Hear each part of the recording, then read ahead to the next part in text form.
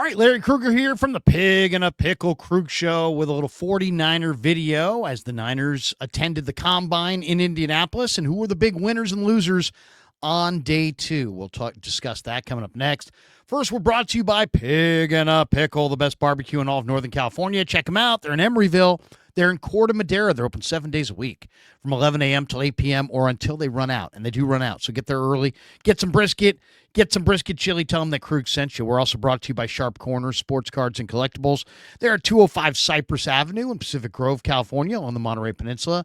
My friend Anthony Catania is the owner. Give him a call. He's at 831-521-5264 for all your sports cards and collectible needs. As you can see above here, right there we go. The Krug Show brought to you by Mancini Sleep World. They're a proud sponsor. They offer 120-night guarantee. They've got a range of brands and price points, so they're good for everybody. I'm loving my Mancini's bed. When you get free next-day delivery, or when you go with Mancini's, you always get free next-day delivery. Click the link below, or go to sleepworld.com and find a bed that works for you. And whether you shop online or visit in any of their Mancini's store locations, just use the code KRUG10 at checkout, and you'll save 10%.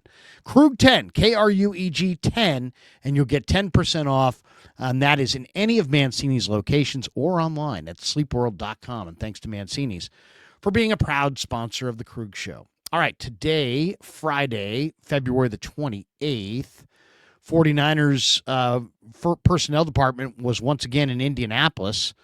John Lynch went home after today's workout. He's not sticking around for Saturday. He'll watch Saturday on the tube. But they did meet with a number of players, and we'll talk about some of the winners and losers from day two. One of the interesting trends is that, the 49ers, who have Christian McCaffrey, J.P. Mason, Isaac Guerendo. They also have Debo at receiver, and Juwan Jennings, and Ricky Pearsall, and Jacob Cowing, and Brandon Ayuk. And yet they met with an awful lot of formal interview with receivers and running backs. And it makes you wonder if they're going to turn the page on, we know they're probably going to move on from Debo. I don't know what the deal is with Ayuk. I don't think he's movable. Whether they want to move on or not from Christian McCaffrey, he's getting long in the tooth. And I could see the 49ers taking a wide receiver and a running back in this draft. So who did they meet with? Well, the 49er representatives reportedly met with a bunch of receivers. The team's allowed up to 45 formal interviews with prospects, but they can conduct unlimited informal discussions. They can talk to these guys every single day. And when the draft rolls around, we get to minicamp and we find out who they drafted. Almost always when it comes time to talk about the running backs that the Niners drafted, you'll find out that Bobby Turner has called that running back every single day throughout the spring. You know what I mean? So they talk informally with these prospects quite a bit, the ones that they really, really like.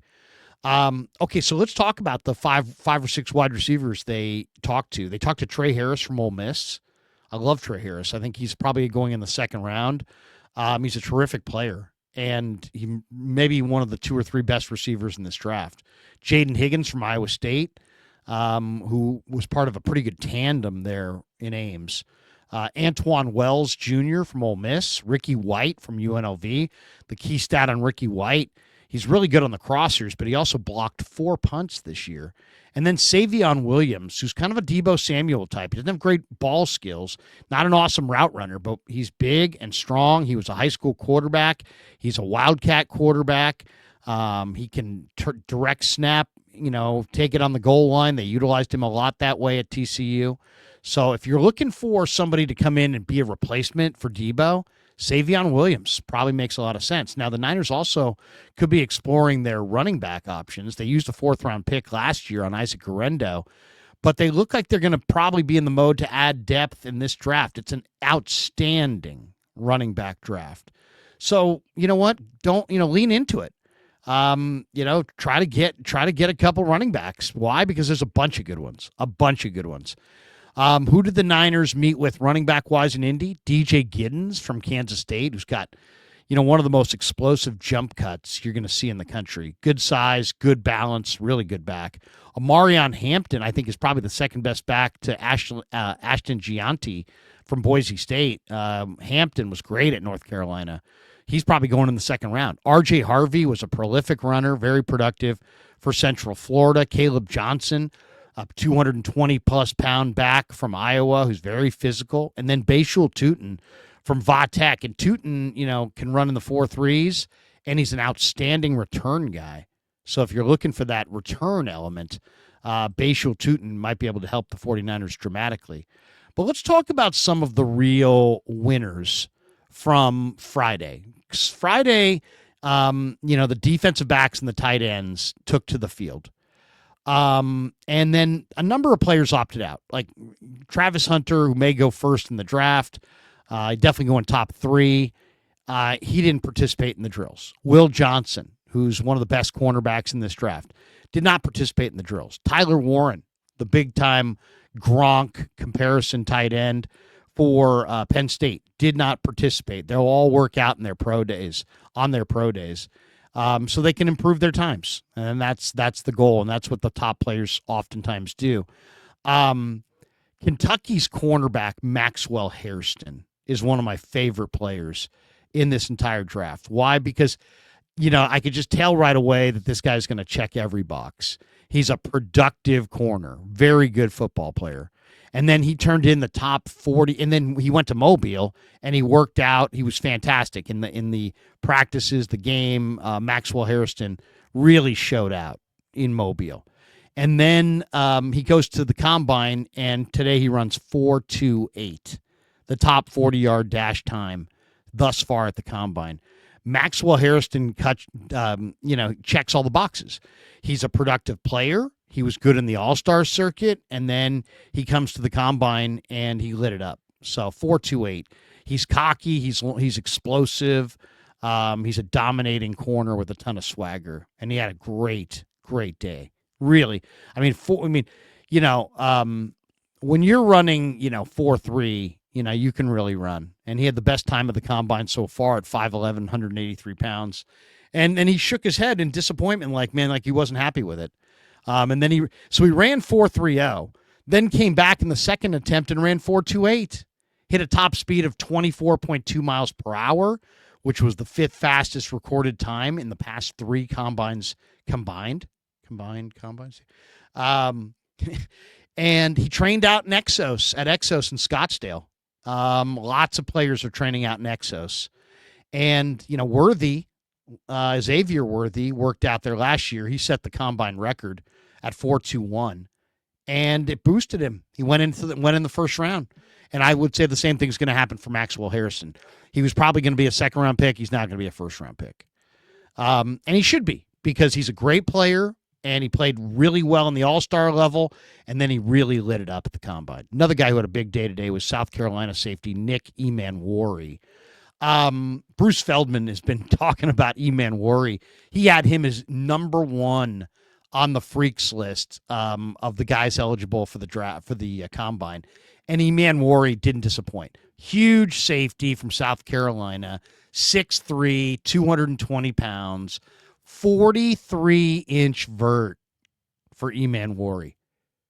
Third best vertical for a safety since they began tracking it in 2003. And that was just the beginning of the show. Emanwori had an 11-foot, 6-inch broad jump. He ran the 40 in 4.38. Both of those were the high water mark for any safety. He was projected to go 31st overall in the USA Today latest mock draft. He's moving up the charts. This guy's big and fast. Nick Emanwori, really good player in the SEC at South Carolina. Just a huge, huge talent. Derwin James was watching on TV, and he took to Twitter and said, "Yes, sir," and then he added Nick Emanwori. Yeah, the guy really was impressive.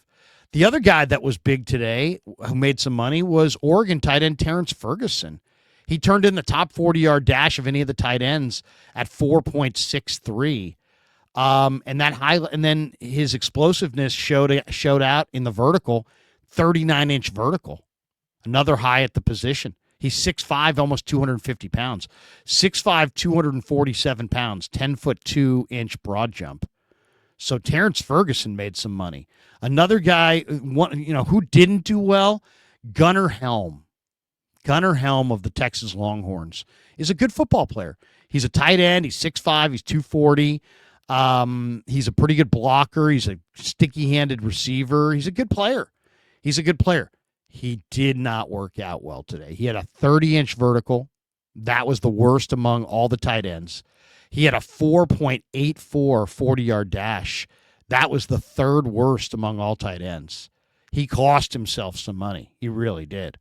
And I'll tell you another guy who cost himself some money today, and I love him as a player, but you might be able to, this guy may have fallen out of the first round. Eman Warri's moving up. Malachi Starks is moving down. Starks was projected coming into today to be the first safety off the board. A lot of people thought he was going to go somewhere between 10 and 15, maybe 10 and 20. And it wasn't that he was awful, but he looked really good in the on-field drills. He looks like a versatile athlete. He had the fastest top speed among safeties in 5 different drills.